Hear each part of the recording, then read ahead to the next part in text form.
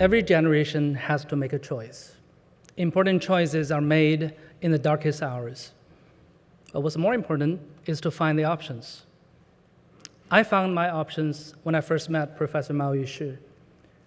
I'll never forget the day when Professor Mao asked me the simplest and the hardest questions. What do you want to do with your life? How can we help you? Because working here won't make you rich. I replied, I would love to be like you, to bring change to China, to follow your example. We both laughed. I'm pretty sure that he was happy with my answer enough to offer me the most important job in my life, to work at Unirule, to work with him. Ever since then, I've been trying my best to follow his example. Sometimes it is easy, sometimes it's hard. But whenever I'm faced with options, I always try to pick the hard one. Making hard choices becomes a habit, because deep down I know it's what Professor Mao would do. That's what he did. Professor Mao chose to speak the truth. When doing so, would set him apart, making him a rightist, a persona non grata, yet he spoke the truth. Professor Mao chose to live a life of human dignity. When everyone around him was doing their best, doing whatever they could to just survive, they lied, they cheated, they ratted about their family, they estranged their friends, they even smeared their own reputation just to be safe. But not Professor Mao. He stood up, he was different.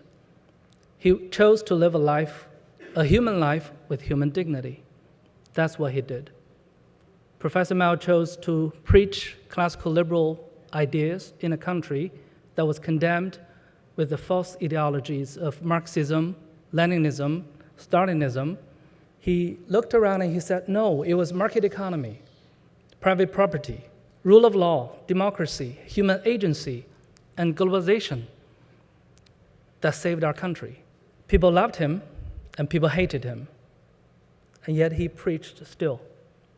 He chose to speak reason to the powerful and the privileged, who oftentimes tended to turn a deaf ear. He discussed, debated, and debunked the myth of the cult of personality. He got death threats. He got his name called. It didn't coward him. He carried on. So to me, he's not only an academic hero, a teacher, and a friend. He's also the personification of courage, patience, and integrity.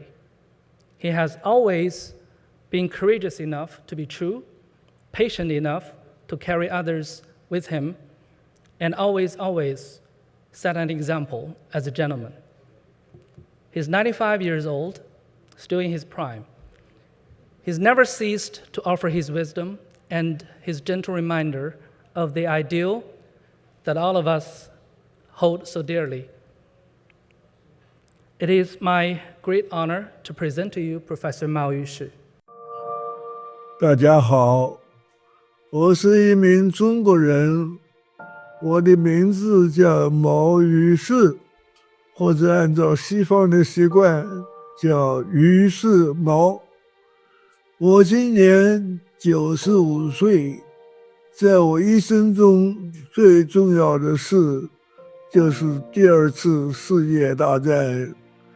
应该说，这一起战争起始于1937年，日本大举侵略中国。这一次战争的结果是8年之后，就是1945年，还是在日本2颗原子弹炸了日本，每颗原子弹不到10秒钟之内就杀了10万人，日本不得不投降了。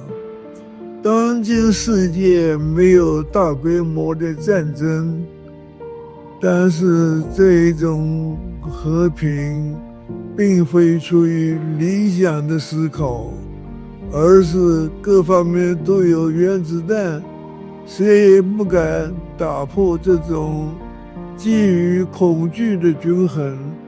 这种非理性的均衡是很脆弱的。我发现要改变这种脆弱的非理性均衡，需要有自由的思想，让各种不同的思想能够自由地表达，在多种自由思想的碰撞中，逐渐产生出优秀的概念。这就是人类思想的进步。在人类史中，国家这种组织形式的出现已经有几千年了。在最早出现的国家，无例外都是独裁国家。民主国家是最近200-300年之内刚刚产生的。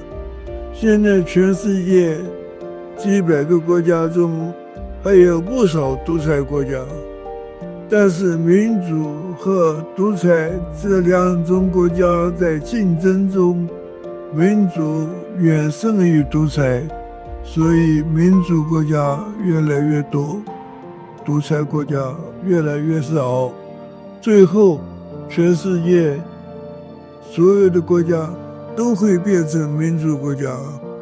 我相信要不了多久，会出现一批有远见卓识的政治家，他们崇尚自由，爱好和平，并且能够领导大家，消灭一切大规模杀伤性武器，在全世界实现永久的和平和繁荣。